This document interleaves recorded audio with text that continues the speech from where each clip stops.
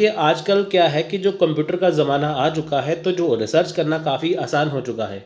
जो काम पहले बहुत महीनों में सालों में होता था, आज वो मिनटों में होता है। किसकी वजह से?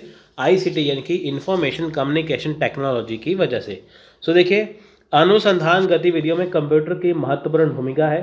वही बात है, देखिए जो अनुसंधान गतिविधियाँ है यानी कि जो रिसर्च प्रोसेस है, वहाँ पे क्या है, रिसर्च एक्टिविटी में यानी कि अनुसंधान गतिविधियों में जो कंप्यूटर है बहुत महत्वपूर्ण भूमिका रखता है। पहले क्या होता था, देखिए जो भी सब कुछ रिसर्च थी वो अपने हाथों से पेन पेपर पे लिखना पड़ता था, लेकिन आजकल क्या है, उसे कंप्यूटर में टाइप किया जाता है, उस फाइल को सेव किया जाता है और वो बहुत आसानी से सेव किया जा सकता है। जो भी रिसर्च का काम होता है आप उसे पासवर्ड लगा के आप उसे सेव कर सकते हैं कि ताकि उसे आप ही खोल पाए, आप ही ओपन कर पाए और कोई ओपन ना कर पाए। देखिए अनुसंधान के लिए यह एक आवश्यक उपकरण है। आजकल देखिए जो आईसीटी है तो बहुत ज़्यादा इम्पोर्टेंट हो चुका है।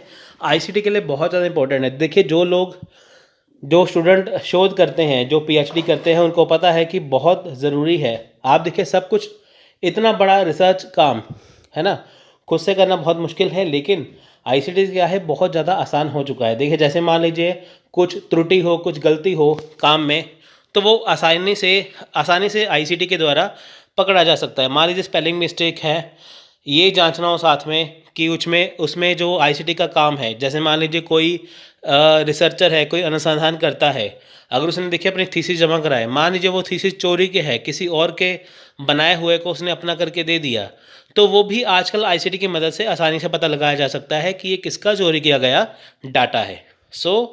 इसमें देखिए ये आवश्यक उपकरण है। इसने वैश्विक सूचना पोर्टल यानी कि विश्वव्यापी वेब के मार्ग को आगे बढ़ाया।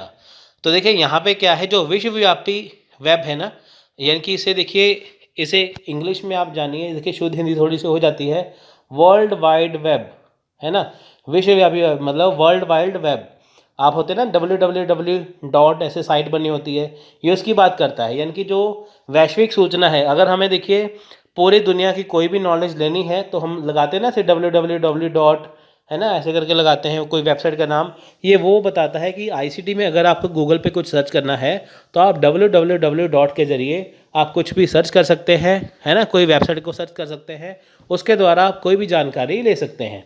देखिए विभिन्न कंप्यूटर प्रोग्रामों ने शोध प्रक्रिया को संकलित करने में हमारा रास्ता आसान कर दिया। देखिए बहुत सारे जो कंप्यूटर प्रोग्राम है उसने क्या किया, जो शोध की प्रक्रिया है ना, उसने क्या है, शोध की प्रक्रिया को क्या है, संकलित किया।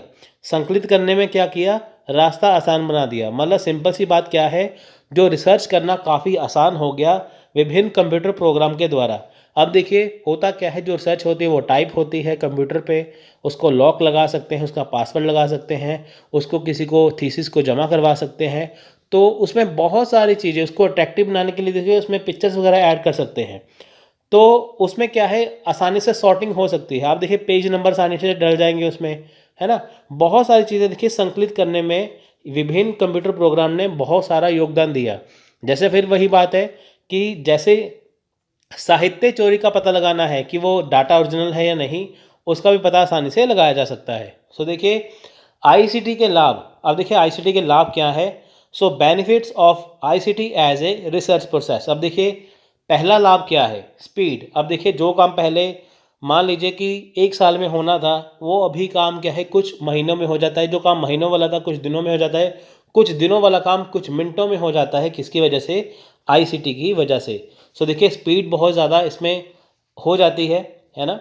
उसके बाद देखिए एक्यूरेसी, हर एक चीज़ की देखिए शुद्धता है, यानी कि एक्यूरेसी हो जाती है। आप देखिए जो रिसर्च की गई है वो कितनी शुद्ध है, कितनी एक्यूरेट है, कितनी सटीक है, तो वो देखिए आईसीटी की मदद से सही हो सकती है। अब देखिए मान लीजिए कुछ में उसमें प्रॉब्लम हो, कुछ स्पेलिंग मिस्टेक हो, तो वो सामने दिख जाता है, और है ना, साथ ही तो उसे आसानी से ठीक किया जा सकता है। कुछ चीज़ें काटनी है, कुछ चीज़ें ऐड करनी है, तो वो आसानी से कर सकते हैं। तो इससे क्या है, एक्यूरेट बन जाएगी, उसे क्या है, शुद्ध बन जाएगी हमारी रिसर्च।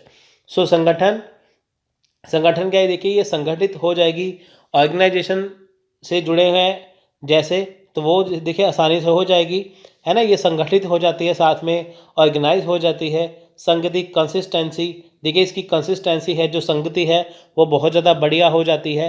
सिंपल सा कहने का ये मतलब है कि जो आईसीटी है रिसर्च प्रोसेस में, उसमें स्पीड भी हो जाती है, उसमें शुद्धता भी है, उसमें संगठन भी है, उसमें संगति, कंसिस्टेंसी भी बहुत अच्छी हो जाती है। इससे ये पता लगाया जा सकता है कि जो रिसर्च है, जो शोध है, वो कितनी ज़्यादा आसान है, कितनी ज़्यादा मुश्किल है।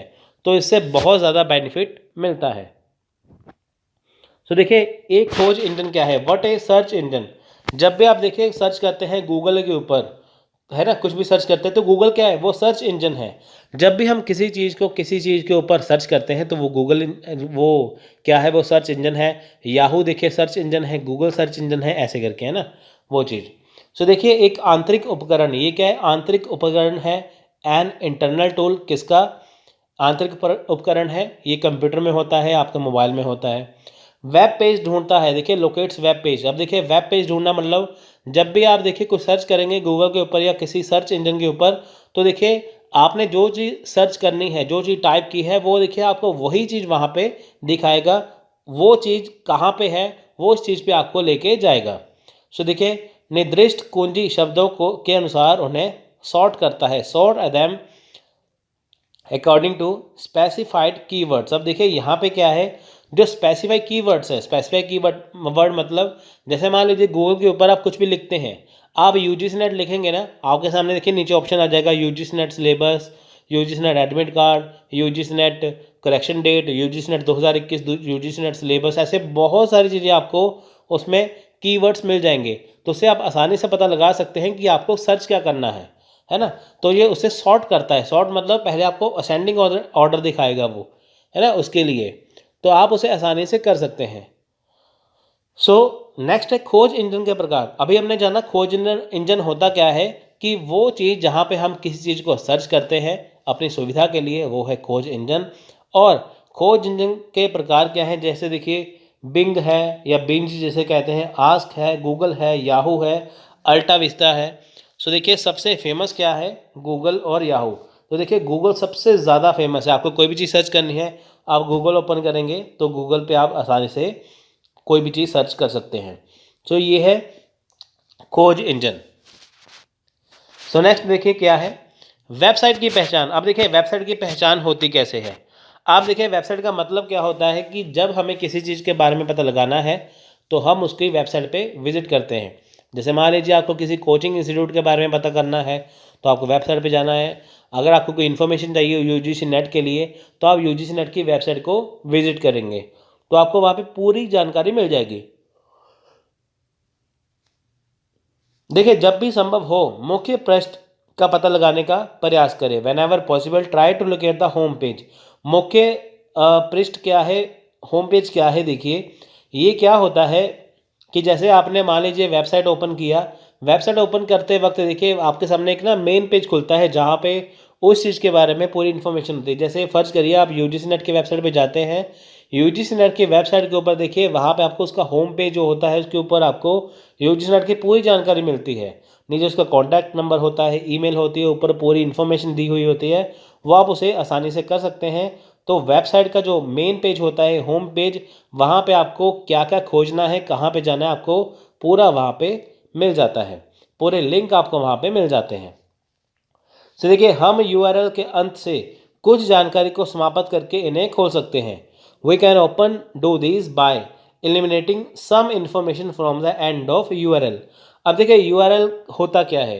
अब देखिए जब भी आप कोई चीज़ सर्च करते हैं उसके सबसे एंड में क्या है, यूआरएल होता है। यूआरएल मतलब आप देखिए जैसे .gov, .com, .net, .edu, ये क्या है, इसकी मदद से आप देखिए इसे खोल सकते हैं, है ना। तो ये यूआरएल हो गया। आप देखिए जब आप .gov लगाएंगे मतलब गवर्नमेंट से संबंधित है, .com लगाएंगे ये किसी व्यापार से संबंधित है, कॉम से, नेट है, और एजू है। एजू मतलब क्या है कि ये एजुकेशन से संबंधित है ना। तो नेट का मतलब क्या है, नेटवर्क। तो देखिए बहुत सारी ऐसी चीज़ें हैं जो आपको वेबसाइट की पहचान करवाते हैं। जैसे .gov मतलब ये गवर्नमेंट से संबंधित है, .com मतलब ये कॉमर्स से संबंधित है, यानी कि कॉर्पोरेट वर्ल्ड से संबंधित है, वाणिज्य से संबंधित है। डॉट नेट मतलब ये नेटवर्क से संबंधित है, और ईडीयू मतलब ये एजुकेशन से संबंधित है। तो आपको पूरी जानकारी यहाँ पे मिलती है, जिससे आप आसानी से वेबसाइट की पहचान कर सकते हैं। सो नेक्स्ट है पब्लिक डोमेन पर एक नज़र। देखिए public domain at a glance. अब देखिए पब्लिक डोमेन होता क्या है, जो पब्लिक के लिए बनाया गया है, जैसे कोई भी विजिट कर सकता है, जैसे ई बुक्स है, ई संसाधन है, ई पत्रिका यानी कि ई बुक्स, ई रिसोर्सेज, ई जर्नल्स।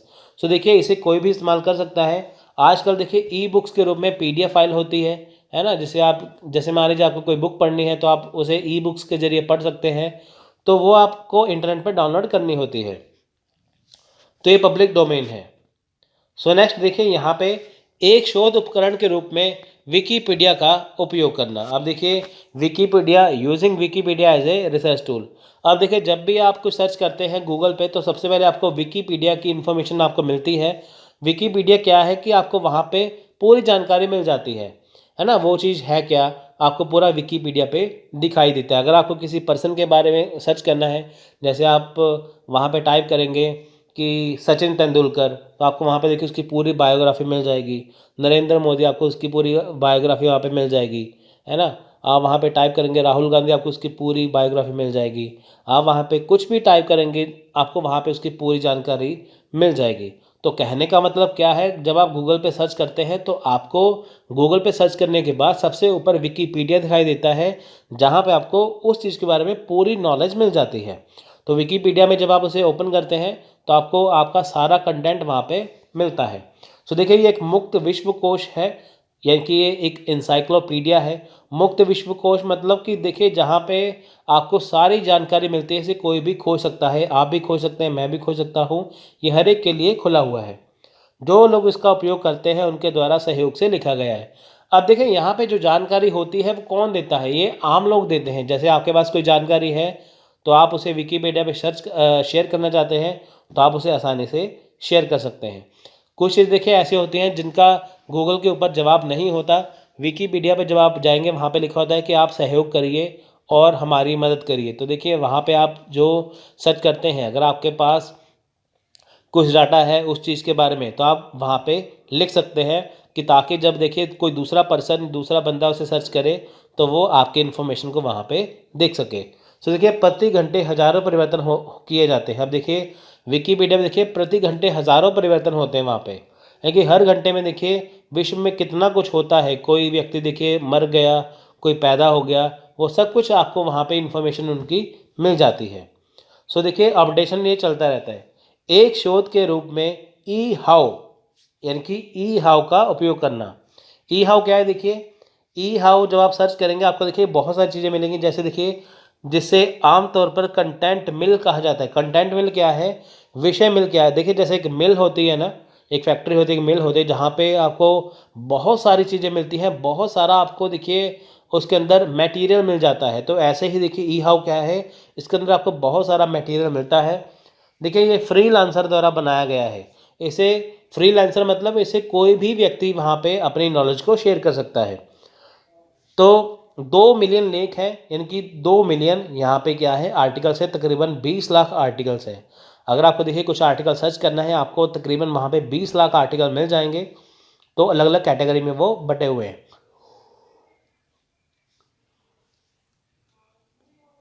1,70,000 वीडियो से साथ में देखिए जो ई हाउ है ना, वहाँ पे क्या है आपको कंटेंट मिल जाएगा। ये आपको 2 मिलियन लेख मिलेंगे, 1,70,000 वीडियो मिलेंगी वहाँ पे।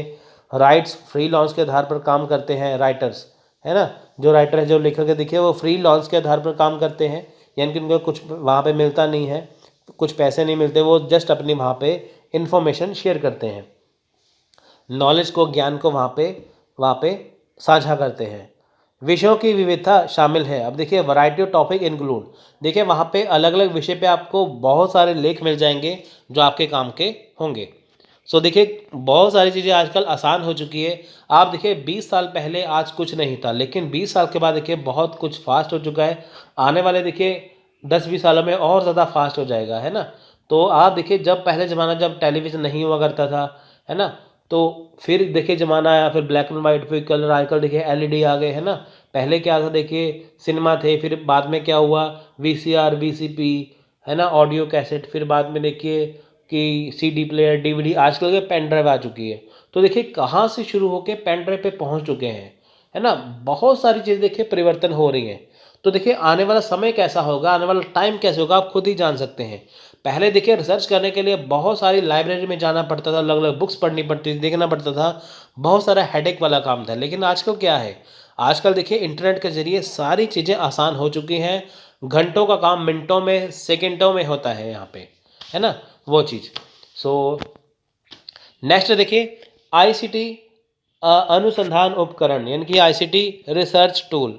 अब देखिए आईसीटी के रिसर्च टूल है क्या, देखिए ई पेपर है।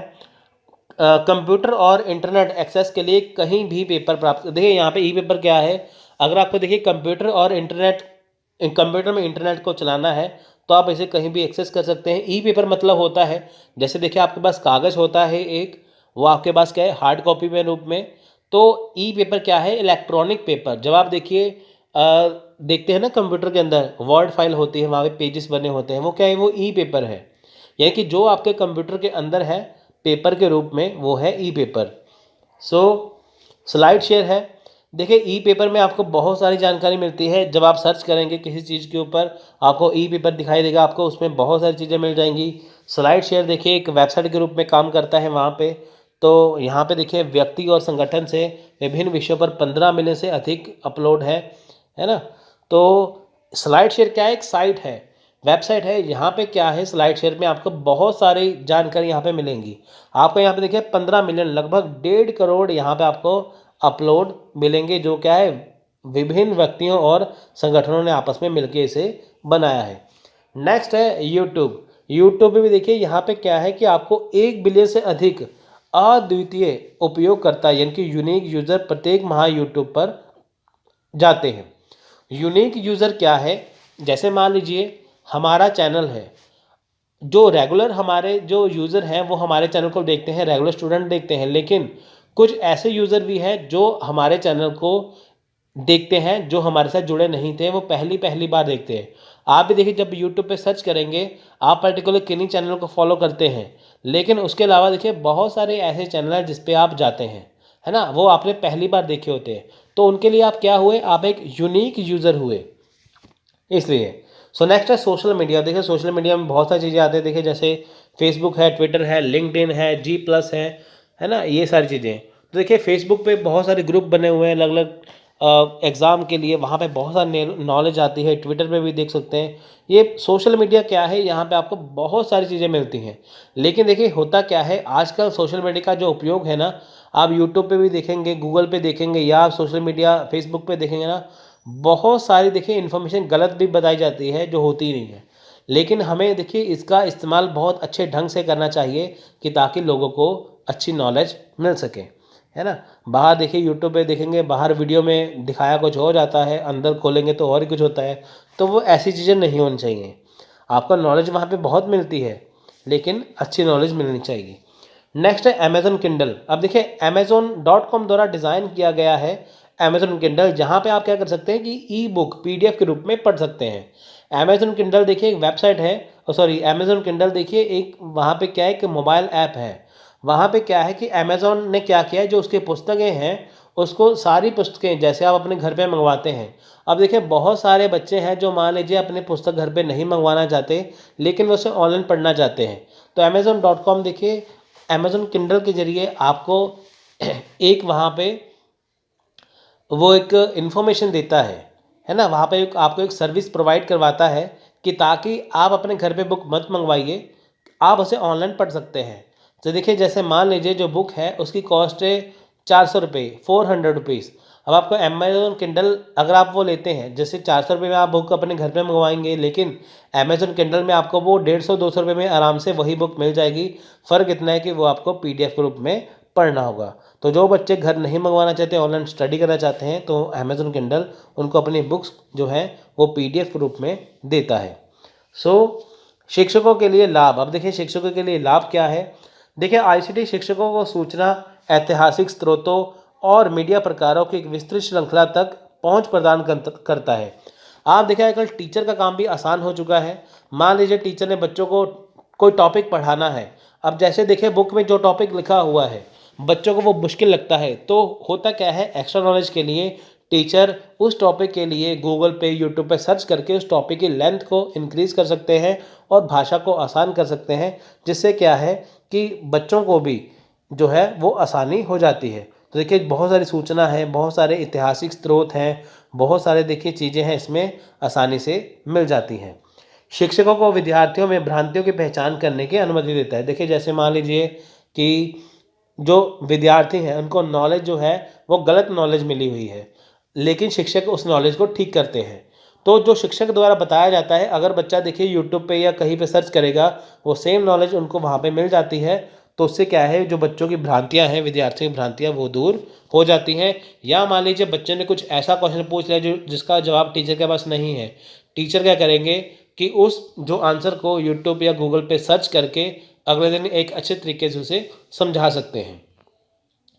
सो नेक्स्ट देखिए विद्यार्थियों के लिए लाभ। अब देखिए शिक्षकों के लिए लाभ है, तो विद्यार्थियों के लिए लाभ क्या है, आईसीटी लेखन की बाधाओं को दूर करने में मदद करता है। अब देखिए जो आईसीटी क्या है, जो लेखन की बाधाएं हैं ना, जैसे मान लीजिए बच्चों को कुछ स्कूल में काम दिया लिखने के लिए, कोई प्रोजेक्ट वर्क दे दिया, असाइनमेंट दे दिया। अब देखिए बच्चों को उसके बारे में कुछ पता नहीं है, उसकी मार्केट में बुक भी नहीं है, तो क्या करेंगे, यूट्यूब या गूगल पे सर्च करके वो उस मटेरियल को लिख पाएंगे, अपना विषय तैयार कर पाएंगे। विद्यार्थियों को विशिष्ट विषय या चर्चा पर ध्यान केंद्रित करने की अनुमति देता है। वही बात है, देखिए जो उनको विशिष्ट विषय दिया गया है चर्चा के लिए, तो उसे यूट्यूब या गूगल पे आसानी से सर्च कर सकते हैं। सो प्रतिबिंब विश्लेषण और समझ को प्रोत्साहित करता है। अब देखिए जो प्रतिबिंब है, जो विश्लेषण है, जो समझ है, उसको प्रोत्साहित करता है। यानी कि देखिए बच्चों को अगर कुछ भी चीज़ समझनी है, स्टोरी के रूप में समझनी है या एक्स्ट्रा नॉलेज के लिए समझनी है, तो क्या करते हैं कि वो उसे क्या करते हैं, यूट्यूब गूगल की मदद से आसानी से समझ सकते हैं, है ना। मान लीजिए बच्चों को आप देखिए, जैसे आप यूट्यूब पे सर्च करेंगे एनसीईआरटी की बुक, देखिए वहाँ पे यूट्यूब पे आराम से समझाई जाती है ना। जिन बच्चों को देखिए एनसीईआरटी बुक्स पढ़नी मुश्किल लगती हैं, वो उसका वीडियो देख सकते हैं। वीडियो में देखिए बहुत सारी आपको नॉलेज मिल जाती है, तो देखिए बच्चों के लिए काफ़ी आसान हो जाता है। नेक्स्ट है आईसीटी पर अनुसंधान पर आईसीटी के प्रभाव। अब देखिए effects of ICT on research, research के ऊपर आईसीटी के क्या प्रभाव है। देखिए इसको 3 श्रेणियों में बांटा गया है। पूर्व डाटा विश्लेषण में आईसीटी, यानी कि ICT application in pre data analysis, data विश्लेषण में ICT, ICT application in data analysis, और पोस्ट डाटा विश्लेषण में आईसीटी, यानी कि ICT application in post data analysis. तो देखिए इसका लेक्चर जो मैं ऑलरेडी बना चुका हूँ पूरा डिटेल में, जो इसका एप्लीकेशन ऑफ आईसीटी का पार्ट 2 है।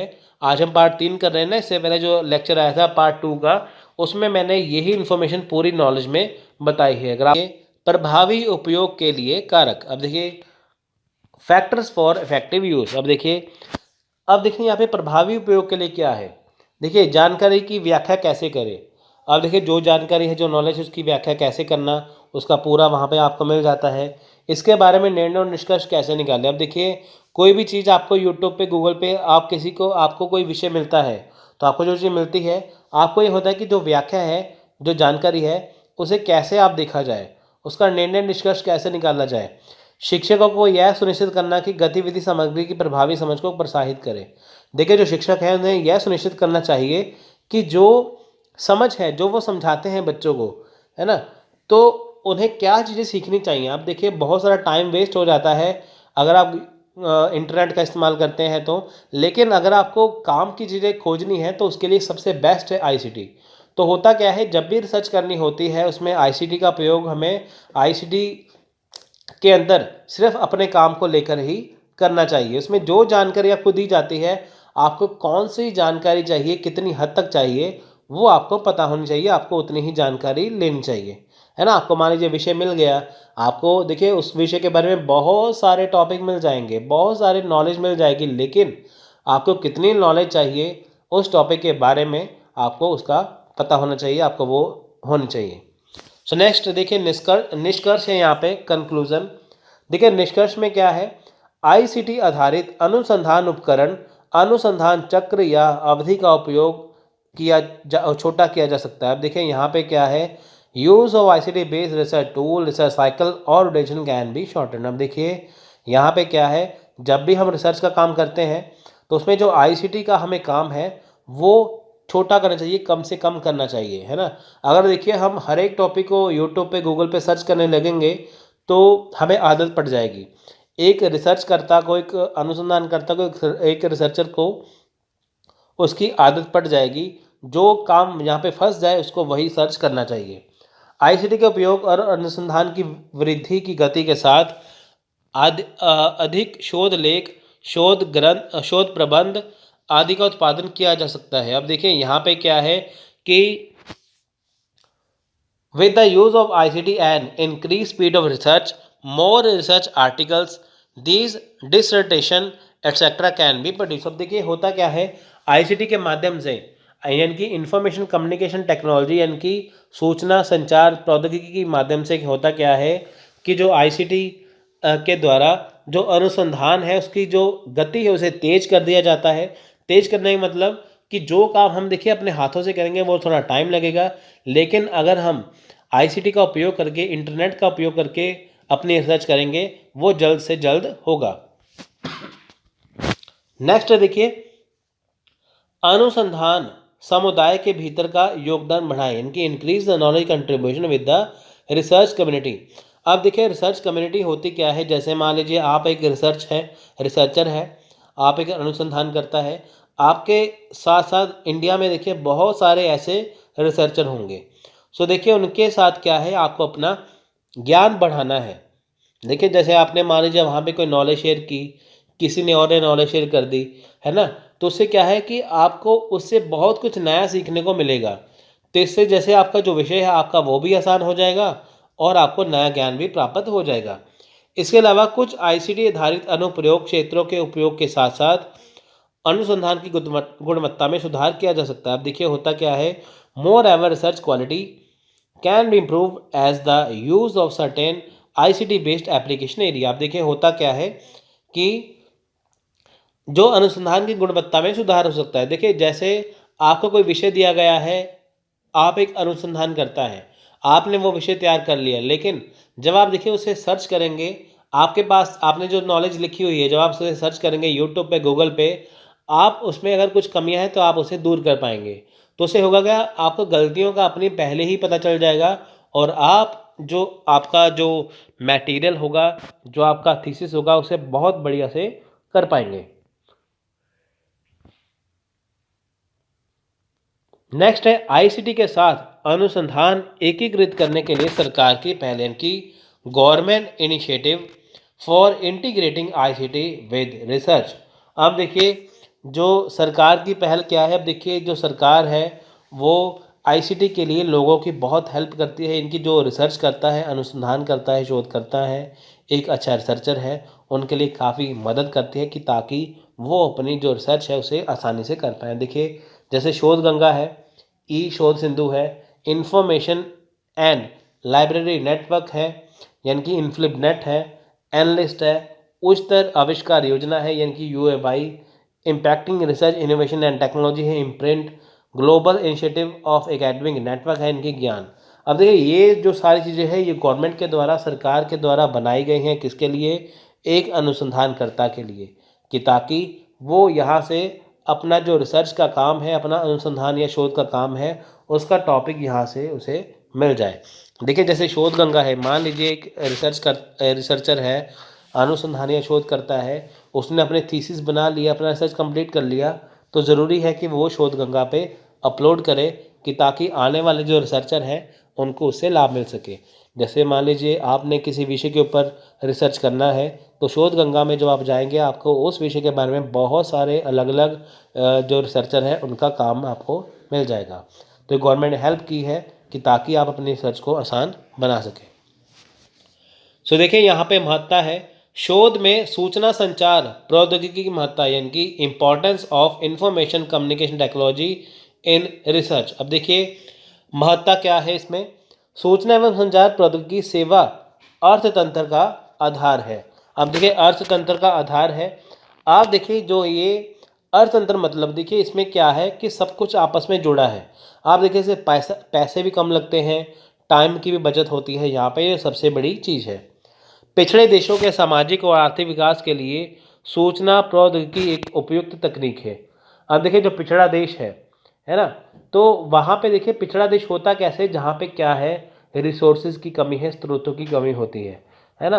वहाँ पे देखिए आर्थिक विकास के लिए होता क्या है कि वहाँ पे ज़रूरत होती है आर्थिक विकास के लिए। जैसे मान लीजिए इंडिया है, अब देखिए भारत में क्या है, अब 4G टेक्निक है, अब बहुत देश ऐसे हैं वहाँ पे 4G होती नहीं है, तो बहुत सारी तकनीक होती नहीं है, तो उससे होगा क्या, है ना, वो देश आपस में पिछड़ जाएंगे।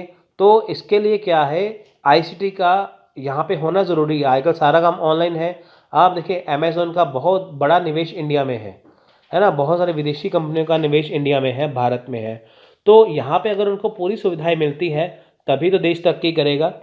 गरीब जनता को सूचना संपन्न बनाकर ही निर्धनता उन्मूलन किया जा सकता है। अब देखिए जो गरीब जनता है उसे सूचना संपन्न बनाए। सूचना संपन्न क्या है कि जैसे मान लीजिए गरीब जनता है किसी देश की, अगर देखिए उन्हें आईसीटी के बारे में पता होगा, वहाँ पे इंजीनियर बढ़िया होंगे, तभी वो अपनी निर्धनता से निकल पाएंगे, है ना। सूचना संपन्नता से सशक्तिकरण होता है। देखिए सूचना संपन्नता है, अगर कोई देश देखिए आईसीटी में सबसे आगे है तो वो देश मजबूत होगा।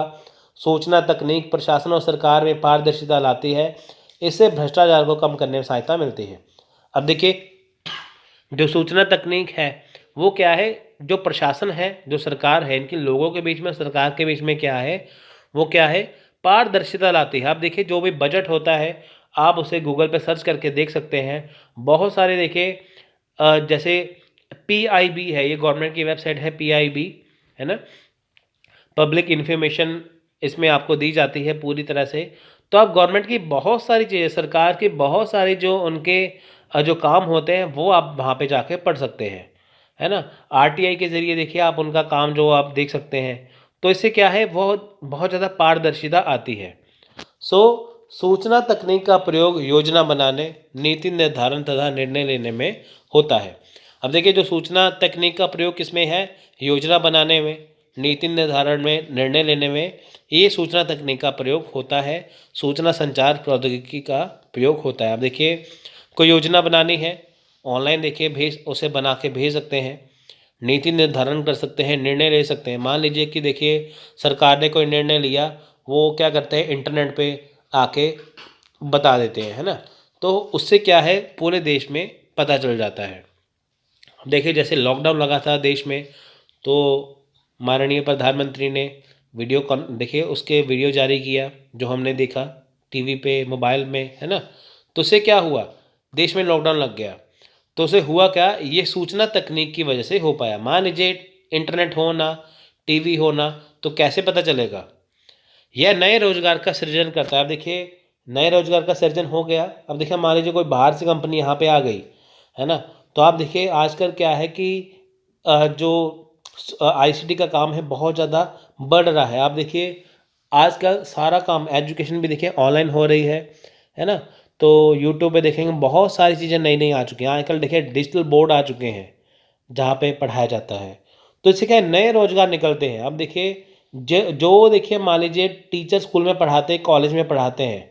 अब देखिए कई जो टीचर है वो अपनी वैकेंसी का इंतज़ार कर रहे हैं, उनको जॉब नहीं मिलती, तो क्या करते हैं, वो ऑनलाइन यूट्यूब पे पढ़ाना शुरू कर देते हैं। तो उनको क्या है, एक नया रोजगार मिलता है, किसकी वजह से, आईसीटी की वजह से।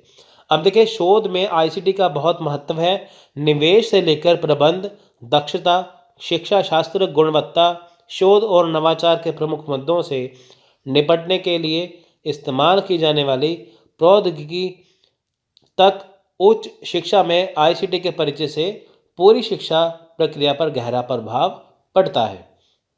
तो देखिए इससे क्या है, जो शोध का बहुत महत्व है, इससे क्या है, जो शिक्षा छात्र है या जो इसकी दक्षता है, इससे क्या है होता है कि पहली बात तो काम बहुत आसान होता है, शोध की वजह से सारे काम बहुत जल्दी हो जाते हैं, है ना। इसकी गुणवत्ता में सुधार होता है। तो बहुत सारी चीज़ें ऐसी हैं जिससे हमारी जो शिक्षा की प्रक्रिया है वो बहुत अच्छी होती है। अब देखिए आजकल ऑनलाइन एजुकेशन की वजह से क्या है कि आप एक विषय को 10 टीचर 50 टीचर से वही टॉपिक को सीख सकते हैं। तो जिसका बेस्ट लगे आप उसे कर सकते हैं। किसकी वजह से पॉसिबल है, आईसीटी की वजह से पॉसिबल है। तो देखिए शोध में आईसीटी के अभिग्रहण में निम्नलिखित सुविधाएं प्राप्त होती हैं। अब देखिए मान लीजिए शोध में आईसीटी आ गया, है ना, शोध में आईसीटी का प्रयोग किया, तो इसमें देखिए कौन सी सुविधाएं मिलेंगी। पहली बात, दूरवर्ती स्थानों में पढ़ाई की गुणवत्ता बढ़ाई जा सकती है। अब देखिए मान लीजिए दूर बैठे हैं आप, मान लीजिए साउथ इंडिया में बैठे हैं, आप दिल्ली में बैठे हैं, है ना, तो आप ये वीडियो वहाँ पे आसानी से देख सकते हैं। तो आप जो टॉपिक तैयार कर रहे हैं, अगर आप यूजीसी नेट की तैयारी करते हैं तो आप उसकी गुणवत्ता में सुधार कर सकते हैं। मान लीजिए आपके पास कोई बुक है, बुक में बहुत सारी नॉलेज नहीं है, ये नॉलेज नहीं है, तो अब आप ये वीडियो देखेंगे तो आप ये टॉपिक आसानी से कर पाएंगे। तो आपकी जो शिक्षा की गुणवत्ता है, पढ़ाई की गुणवत्ता, उसमें सुधार हो गया। मान लीजिए आपके पास बुक है, उसकी लैंग्वेज, उसकी भाषा आसान नहीं है, मुश्किल है, तो इसकी भाषा आसान है, आपको ये आसानी से टॉपिक को समझा देगा। तो इससे क्या होगा, पढ़ाई की गुणवत्ता बढ़ जाएगी। दूसरी बात देखिए, उच्च शिक्षा संस्थान में अधिक पारदर्शिता प्रणाली लाने से उनकी प्रक्रियाओं और अनुपालन मानदंडों को मजबूती मिलती है। अब देखिए जो शिक्षा संस्थान है, हायर एजुकेशन इंस्टीट्यूशन है, वहाँ पे क्या है, पारदर्शिता प्रणाली लाई जाती है। पारदर्शिता मतलब कि उसमें जो बच्चे हैं, जो शिक्षक है, या उसमें क्या है, उसमें सबको उसके बारे में पता होता है, पारदर्शिता होती है ना। तो उसमें देखिए जो प्रक्रियाएं हैं, जो अनुपालन है, एक यूनिवर्सिटी कैसे चलती है, कॉलेज कैसे चलता है, एक संगठन, एक संस्थान कैसे चलता है, तो वो वहाँ पे कोई भी आसानी से देख सकता है। तो इसे छात्रों के प्रदर्शन, नियुक्ति, वेबसाइट एनालिटिक्स और ब्रांड के ऑडिट के लिए सोशल मीडिया मैट्रिक्स का विश्लेषण करने के लिए प्रयोग किया जाता है। अब देखें यहाँ पे क्या है, जो छात्रों ने देखिए जो भी काम किया है ना, तो बहुत सारी चीज़ें देखिए ऐसी हैं, जैसे सोशल मीडिया है, उसके ज़रिए देखिए क्या क्या होता है ना, वो इसमें आता है। अब देखें जैसे मान लीजिए कोई रिसर्च करनी है, तो आपने अपनी रिसर्च की है, उसमें कुछ कमियां हैं, आपको कैसे पता लगाना है, आप उसको देखिए वहाँ पे डाल देंगे इन्फॉर्मेशन नेट पे, तो यूट्यूब पे डाल देंगे, तो उससे जो जो कमियां हैं वो पता चल जाएंगी। सो इंटरनेट में क्या देखिए, वर्चुअल क्लासरूम, उपग्रह और अन्य माध्यम तथा द्वारा पाठ्यक्रम वितरण के साथ दूरस्थ शिक्षा सुविधाजनक बना दी गई है। अब देखिए जो इंटरनेट, अब देखिए जो वर्चुअल क्लासरूम है, मान लीजिए कहीं पे एक क्लासरूम सेटअप किया गया है किसी जगह पे, तो देखिए वहाँ पे क्या है कि उस क्लासरूम में जो भी पढ़ाया जाता है उसका वीडियो बना के यूट्यूब पे अगर अपलोड होता है, तो इंटरनेट के माध्यम से आप उसे कहीं भी बैठे देख सकते हैं। तो उससे होगा क्या, आपको कहीं पे भी जाने की जरूरत नहीं पड़ेगी, आप घर बैठे आसानी से देख सकते हैं। शिक्षण में कंप्यूटर आधारित शिक्षा तकनीकों का उपयोग भारत की प्रसिद्ध शिक्षा प्रणाली और संस्थानों द्वारा अपनाया गया है। अब देखिए जो कंप्यूटर आधारित शिक्षा तकनीक है, उसका देखिए उपयोग होता है भारत में, क्यों, क्योंकि ताकि इसकी जो शिक्षा प्रणाली है वो अच्छी की जा सके। शब्दों और प्रतीकों की विविधता कंप्यूटर की महाशक्ति है, जो शैक्षणिक प्रयास का केंद्र है। अब देखिए जो शब्द है, जो प्रतीक है ना, बहुत भाषा आसान है, भाषा मुश्किल है, वो क्या है, ई लर्निंग और दूरस्थ शिक्षा कार्यक्रम में ऑनलाइन शिक्षा के माध्यम से शिक्षा अधिक रोचक आसान बन रहा है। अब देखिए ई लर्निंग वही बात है, यूट्यूब पे वीडियो देखिए, गूगल पे पढ़िए, है ना, ऑनलाइन शिक्षा करिए, तो ये क्या है, रोचक बन जाता है। रोचक मतलब बहुत सारे देखिए ऐसे टीचर हैं, अब आप यूजीसी नेट पेपर 1 के लिए देखिए सर्च करेंगे, आपको बहुत सारी हज़ारों वीडियो मिल जाएंगी, जिसका आपको अच्छा लगे आप उसका पढ़ सकते हैं। इंटरनेट तथा वर्ल्ड वाइड वेब के माध्यम से, यानी कि WWW के माध्यम से शिक्षक अपने विद्यार्थियों तक पहुंच सकते हैं और उनको घर और पढ़ा सकते हैं। इंटरनेट मानव ज्ञान का एक उच्चतम संग्रह है। अब देखिए इंटरनेट जो है वो बहुत अच्छा है सबके लिए। इंटरनेट के जरिए देखिए क्या है, आप घर बैठे बैठे आसानी से सीख सकते हैं, आप कुछ कोई भी नॉलेज प्राप्त कर सकते हैं, कुछ भी इससे आप सीख सकते हैं। की अनुमति देता है, जहां विद्यार्थी, शिक्षक और व्यवसायी शोध सामग्री तथा पाठ्य सामग्री तक पहुंच सकते हैं। अब देखिए यहाँ पे क्या है, डिजिटल पुस्तकालय है। जैसे मान लीजिए कि अब देखिए स्कूल कॉलेज बंद है कोरोना की वजह से, तब देखिए बच्चों को पढ़ना है, लाइब्रेरी में देखेंगे, पहली बात तो होता है क्या है, बहुत सारी बुक्स जो है वो आउटडेटेड हो जाती हैं।